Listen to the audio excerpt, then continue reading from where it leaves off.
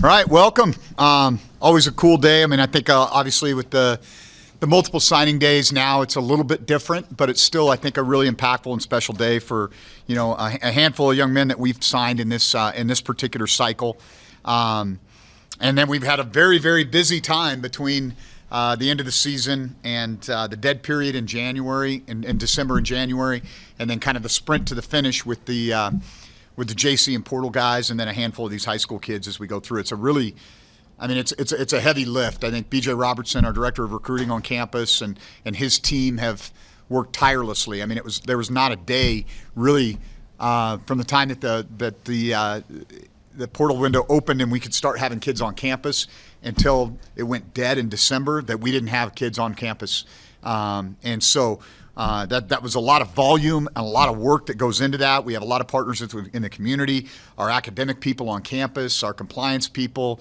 Everybody has a hand in this, and it is a lot of work. The reality of it is, in this signing period between the December signing day and today, we have 53 signees, 49 scholarship players, 4 walk-ons.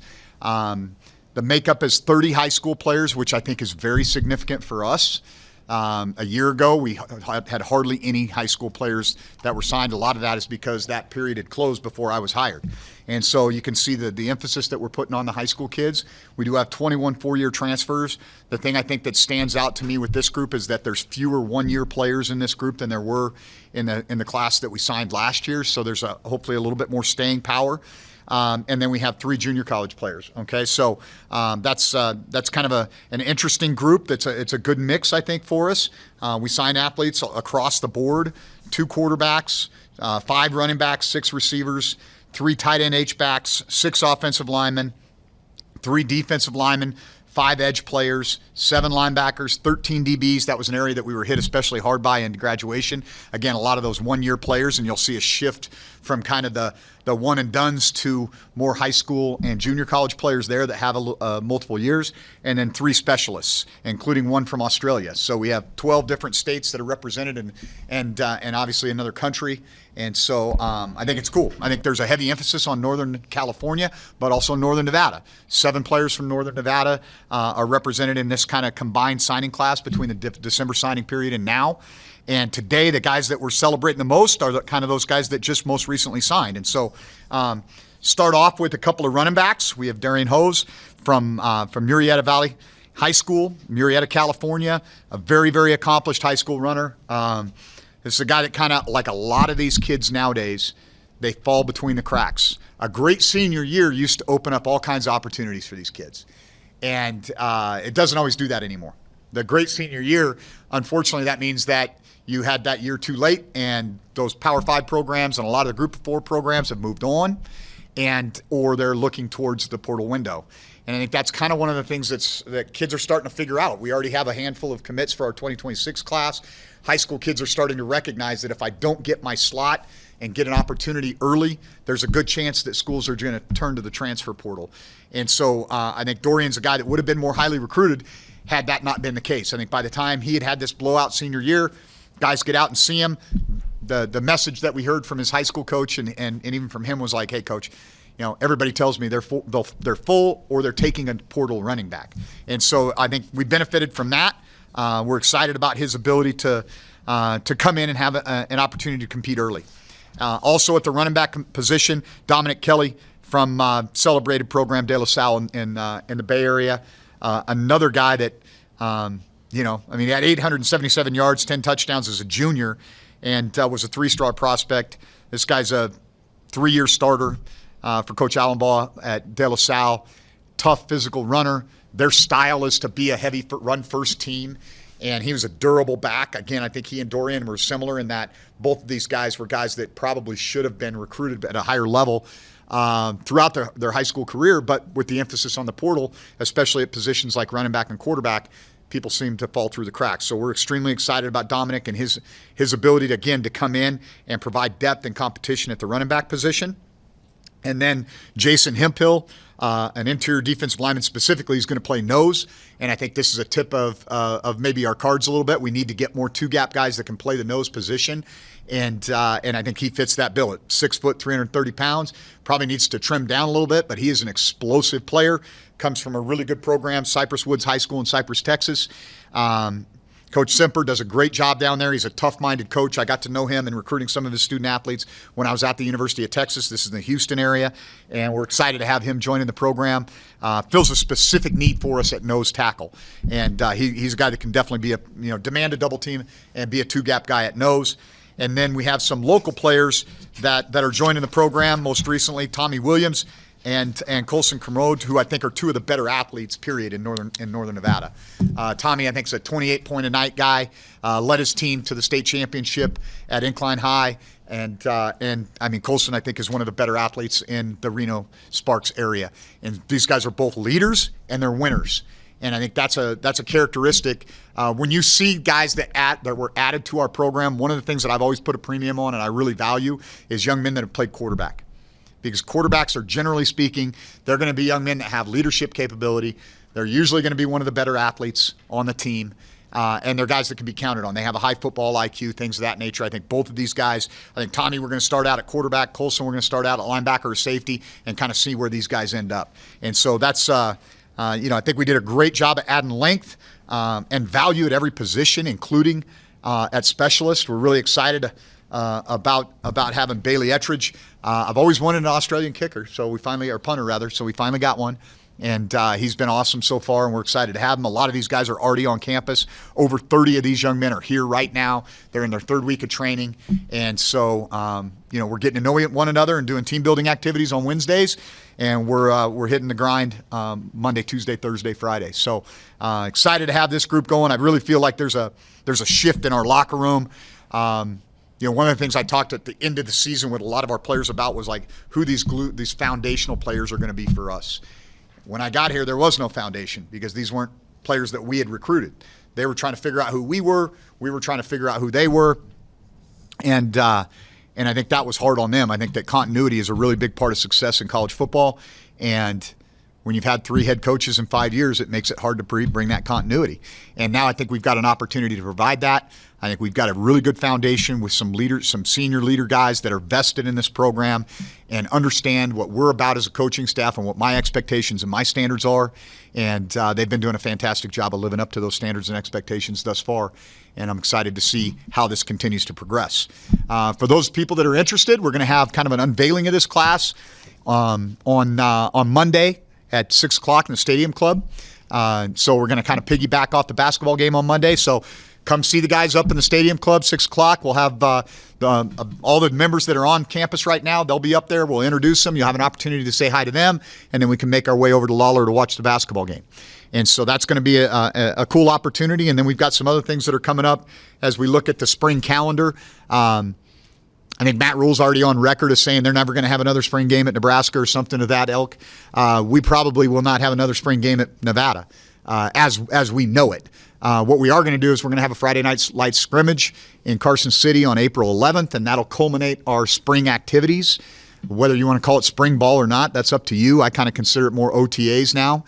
And then we're going to have the clinic every year that Joel Batonio and Austin Corbett put on is going to be on April 12th, and then we're going to have a women's clinic called Gridiron Girls, TBD on the location and time that same day. So kind of our spring activities will culminate with the spring scrimmage, the Friday night light scrimmage on April 11th in Carson City, and then we'll have the Batonio clinic and the Gridiron Girls clinic on the 12th. So that's kind of what we got going on in the program right now.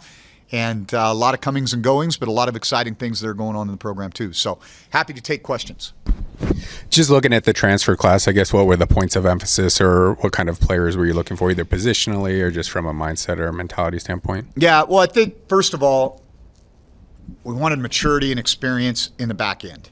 And I think that with Mervin, with A.J. Odoms, and with Ed Rambo, we kind of achieved that. And then we also have Hayden McDonald, who's going to be joining us after he graduates from Columbia, similar to what Jace Henry did last year. And so, high football IQ guys that have a lot of play history. There's a formula. People are probably familiar with PFF, whether you use it for gambling or what we use it for in football. But there's key plays, and what you want to look at is career key plays. You really don't want to touch a multi-year transfer. That's a multi-year transfer you can get in that 300-plus plays, but if it's a one-year guy, you want to have play history, so 700-plus PFF plays. Well, we've got guys that have 700-plus in their last year alone. So these guys have played a lot of college football, some of them at the FCS level, some of them at the FBS level, but there's a lot of experience that we needed to kind of replace there. But we bookended that with a bunch of kids that have multiple years, whether that's Bryson Snelling, who was a one-year player at Butte GAC and is coming to us from there, or high school players like Justin Wyatt, who's already here that was a mid-year enrollee. So that was a major priority, yeah. And you kind of hit on it, but how did that differ from maybe what you were looking for last year? We needed everything. It was take all comers, right? Like it was like, don't even worry about what position they play. We got to get better. We got to get more depth.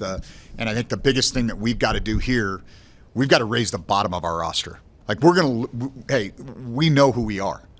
I'm not fighting it. Our best players are going to be targets for other programs that have more resources and can enhance those guys' financial opportunities. That's part of the modern college football. I'm not gonna lose sleep over that. So how do we consistently get better? We raise the bottom, right? So you've got to have competition. You got to have maturity. I think one of the things that was happening was we were bringing transfers in and they were playing on the scout team. That's not good. Those guys need to be impact players. And so that comes back to what is their play history. These guys have consistently played at a high level over the course of their career. They are guys that can come in and help us right now. Everybody else should probably be a high school player for us because we've got guys that we're bringing in as transfers and they're not playing at least 4 core special teams or in the 2 deep. We missed. And so I'd rather miss on a high school kid who, hey, year 1 they didn't have it, but year 2 they start to progress and they start to move up our pipeline. I think that's a healthier roster, and I think that's why you're seeing the emphasis on the high school recruiting. There weren't a lot of freshmen who played for your team last year. I guess, what are your expectations for the freshman class and their role in 2025? Yeah, I think last year, again, we kind of came in, the high school recruiting period was really over, and so we focused on, hey, what can we get in the portal? How can we add talent to the roster, right? And so because of that, we had a very small freshman class. And some of those guys were developmental guys, offensive and defensive linemen, who usually don't play early anyway. I think we really only had 2 true freshmen that played any at all. LeVar Talley and Jackson Barton played some for us on special teams.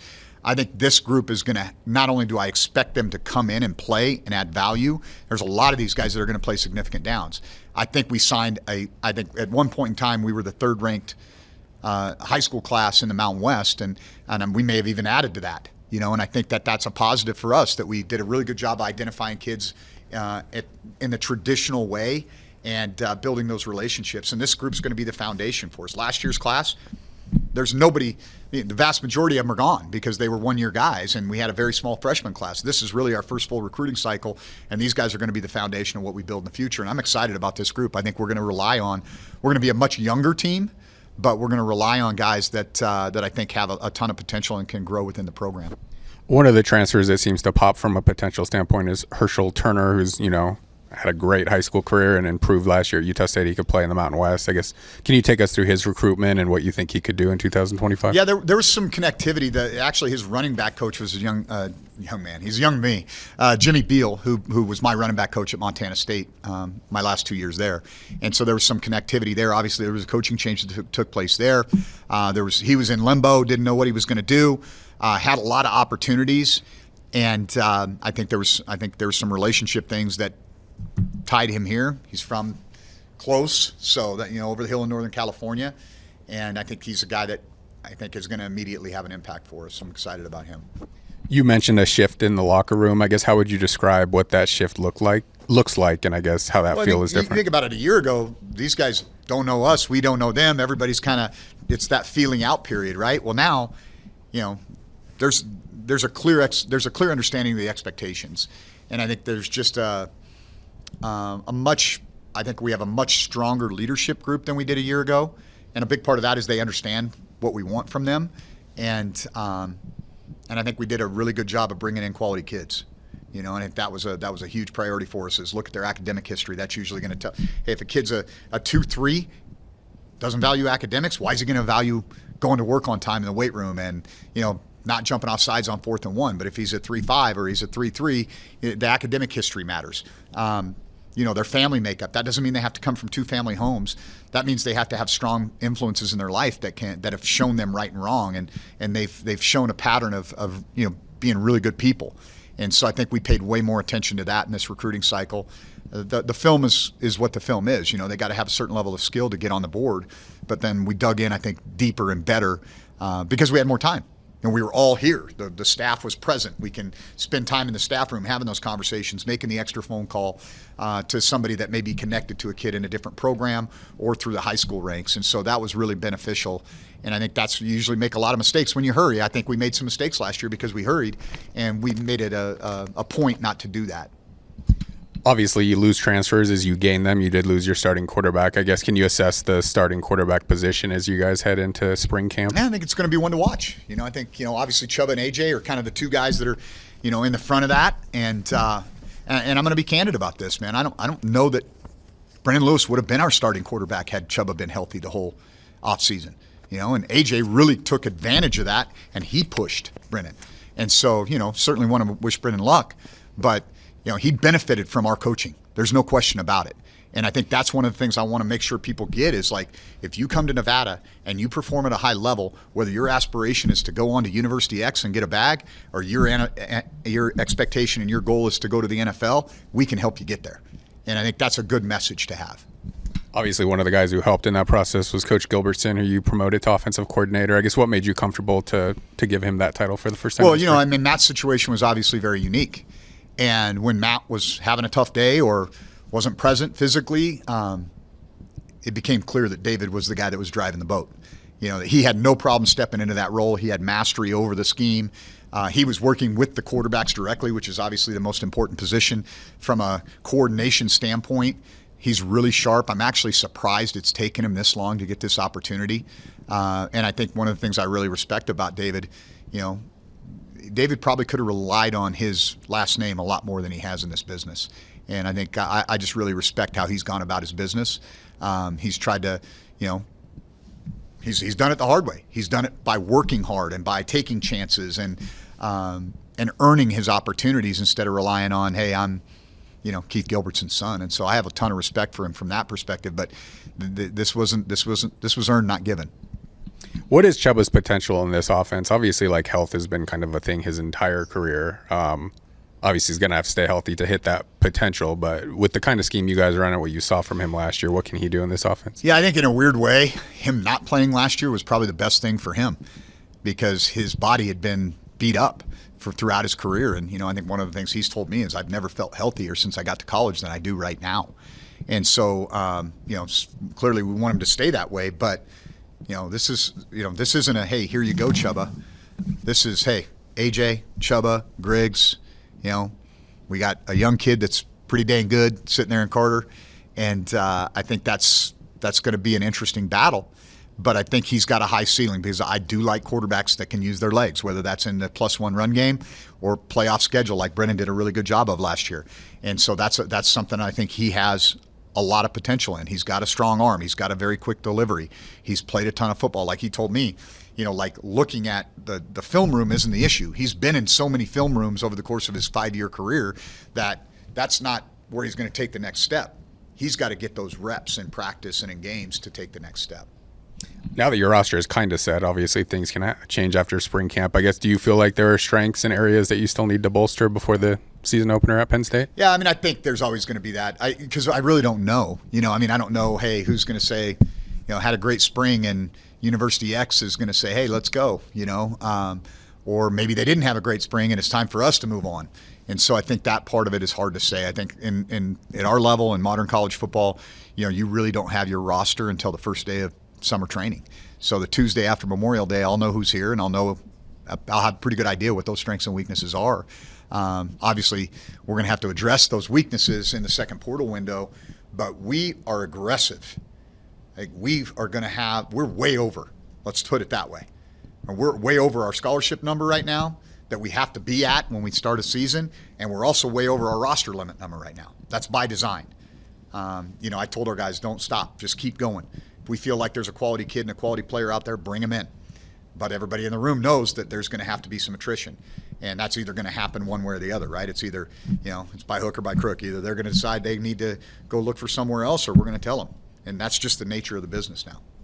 I assume that's allowable for spring. I guess when do you have to get to that number? Is that just like when fall camp starts? Yeah. And that's 105 this year, or is it still 115? We don't know. I mean, it's dependent upon what happens if we ever get clarity on the House decision and all that kind of stuff. We're operating as if it's 105. Candidly, we may operate with a lower number here because there's financial benefit for us to do so. And I think one of the things that everybody gets freaked out about, hear all this, like I kind of chuckle to myself when I hear some of these guys talk about, well, it's terrible that we're doing this. And I mean, probably for the first 15 years of my college coaching career, you went into fall camp with 95. That was your limit. And then you could expand to whatever your Title IX number was. So I'll use an example. At Boise State, we were 95 for camp, 105 for the season, right? Some places it was 110, some places it was 115. But you started with 95. Well, now I think really COVID expanded rosters, and then we never shrunk those back down. So I think this is just kind of getting back to what it used to be. I mean, I wonder what, I'd love to ask Coach Alt, what was his first year here, 1976? Yes. Okay, somewhere in there. I'd love to ask him what the roster limit was in 1976 for Nevada. I'm guessing it was probably in the 60-player range, right? And then we all panicked because, oh my God, how are we ever going to practice football with only 105 players? So, yeah, we're going to have to change how we do things, but it's been done before. What are your thoughts on just adding 53 new players in an offseason and trying to get to know them and get them acclimated to your system? I think it's got to be done. For us to go where we want to go, you got to keep shaking things up. And I think that really the first two recruiting cycles is where you kind of have to have this high volume recruiting, and then it's got to normalize. I don't want to be sitting here next year saying we just brought 30 guys on campus at midyear. I'm hoping that number's cut in half. And that means that we're a more healthy program or a more stable program, and we've done a really good job of identifying young men that can be successmesuccessful at Nevada.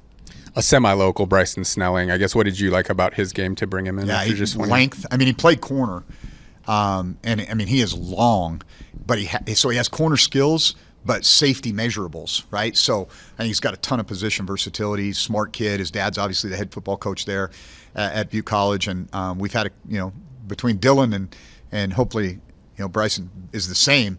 We've had some good luck recently with kids from there. So spring camp ends April 11th. When does this start? It depends. I can't remember. I don't have a calendar in front of me. Second week in March, somewhere in there. Gotcha. Why the change on, I guess, the spring game format? Obviously, there are a number of programs, like you said, that are going away from that. There's no value in it. There's zero value in it. You're either gonna make somebody mad because they didn't get enough reps and they're gonna enter the transfer portal, or you're gonna showcase their talent and ability and it's gonna be televised somewhere and somebody else is gonna poach your roster. So, I don't see any value in it. Or you're gonna get somebody hurt, which is even worse. So, I just don't see the value in it anymore. And I think that there's actually gonna be a pretty strong movement within the coaching ranks to move the calendar anyway. I've thought for a long time that really one of the things that would be beneficial is instead of having traditional spring ball, like in Texas high school football, this is where I got the idea. You can either do kind of what you would think of as a traditional spring ball for college, your 15 practices with a spring scrimmage and all that, or you can get 10 extra practices in the fall. So you kind of had an option. Hey, when do I feel like it's valuable? Like if you're a new staff coming in, maybe let's not do spring ball. Let's wait and get those extra practices once we're a little bit more organized or whatever. So I felt for a while like if you said, hey, you get 30 days from the start of the spring term, whatever that is, if you're a semester or quarter school, and a certain number of those can be padded practices. But now I would take that all the way through June. So you could have like a mini camp in June. So you have 30 days from, in our case, it would be January 21st, the beginning of the spring term, to the end of June, where we can use a football. And let's say 10 of those could be full padded. Well, we could break it up like OTAs, where we do football for 4 days and then we take a break, get back into a training cycle. We do football for 4 or 5 days, we take a break. And then you have maybe this 5-day period in June where you can kind of have a mini camp. And so I think I would think there's a good chance that things are going to move that direction because, again, you don't have your roster set. Like, why are you going through spring ball? Like last year was a prime example, right? We went through spring ball and then 30-something guys come and go from the program. That was a complete waste. So I just don't know that there's the same value in spring football as there once was because your roster's not set till later. You envision 15 practices this spring, though? Yeah, I think it depends on how you define practice. I'm looking at it very differently. I'm looking at it more like OTAs. Like, so we're going to do a week of football school. There's no football, right? We're literally it's skill development on the field, and it's things that everybody does. But we're going to do then after that we're going to do a week in the weight room, and then we're going to have 2 weeks of spring ball, spring break, and then we're going to have a week in the weight room, right? So trying to break it up by more. Not going on the weekends if we don't have to, not having very long practices, and kind of alternating because we're going to go 5 days a week. If you're going to go 5 days a week, you can't bang 5 days in a row. You're going to beat guys up. So, hey, we're going to have a helmets only practice, and you have to have a certain amount of those anyway before you can get into shoulder pads and whatnot. But let's say week 1 we're going to go 5 days of helmets and spiders, and then the second week of spring ball we're going to go. A day of shells, a day of pads, a day of shells, a day of pads. Something along those lines where, it allows us to get good teaching done without beating our guys up physically, get a feel for what our strengths and weaknesses are, where we may need to add a piece, but not make it the meat grinder that spring football once was. I mean, candidly, I hate spring football. I always have. I hated it as a player, and I don't like it as a coach. Because as a coach, I'm always worried about guys getting hurt. As a position coach, I didn't mind it. I thought it was cool. You get out there, we'd do our thing. But, once my freshman year was over, I had no interest in participating in spring ball. And so you think about it from, look at the NFL's guys, right? They'll go to OTAs, but they're going to let the rookies beat the heck out of themselves. They're not going to risk their paycheck on it. Well, we're in the same boat now, right? As I've told our players, we've kind of transitioned from forever student athletes have been our customers. And they still are. But now there's this dichotomy between they're our customer and they're our employee. And so we've got to balance that more. Coach, what is it? You got some really big time names with the Northern Nevada high school guys. What does it mean to get local guys? What does it mean to have those relationships with those type of coaches? Yeah. Well, I think one of the things that helped us last year was we put on we went out and said, what do you guys want to do? Well, we want to have a camp. Well, that was great that we were able to provide that for them. But it was a huge benefit to us, too, because I wouldn't have known who Tommy Williams was if Incline hadn't come to that camp. And then you start to develop a relationship with them, and then now we're tied in there. We're a part of their family, they're a part of our family. The same thing with, Reed High and Minogue and, these local schools where we're getting a chance to look at these kids, work with these kids, and they're getting a chance to get to know us. And we're building – what I want to do is I want to elevate football in Northern Nevada. And how do you do that? Well, you gotta work with the high school coaches. We've got to be a part of the solution here and provide opportunities to grow football in Northern Nevada. And one of the things that's going to grow football in Northern Nevada is those young men having an opportunity to continue playing in their own backyard. And so we've got to do as the game changes more and more. We've got to do a better job of not just harvesting the talent in our own backyard, but cultivating talent in our own backyard. And so we're really excited about this, and I think this is a jumping off point for us. You talk about Tommy Williams, a guy that's, plays all three big sports. What do you like about him and his leadership that he brings from all different varieties? He's a winner. Winners win, man. That's what you want. You want guys like that in your program. And, he's got that infectious personality. If you're around him, you want to be around him more, he's just a fantastic person and who happens to be a tremendous athlete. And I think he's a guy that's got a big ceiling here. And then Colson Kermode also, Galena High, all-time play. He got Player of the Year. How do you feel about him? He was a two-way guy as well. Yeah, I see those guys very similar. Excellent leadership value, big-time students that are going to, these are guys that are not just going to help our football program. They're going to help our university and our community. So, I feel like those two guys really have a lot of the same leadership intangibles, and they're both great athletes. And so I'm super excited about both of those guys. And then what impact do you see them bringing, people to football, watching the games and stuff like that, especially local kids? Yeah, that's a part of it too, right? We talk about growing the game. I want to grow our fan base too. And one of the ways you do that is you get people excited and interested. I mean, even just Johnny UTEP this year, man, he's a guy that locals were excited about him, and so I think that was kind of cool. And to see him, people follow him, you're like, okay, we need to get more kids like this in the program. We need to get, like that opened the door for Joe Birnbaum from Truckee, right? And so the next, you start paying attention to these local kids instead of looking over them. You don't have to always look over the Sierras to Northern California. There's some talent in our own backyard, and if we do that, then I think that grows our fan base, that grows the interest level in football, not just at the high school level, but also for us here at the University of Nevada.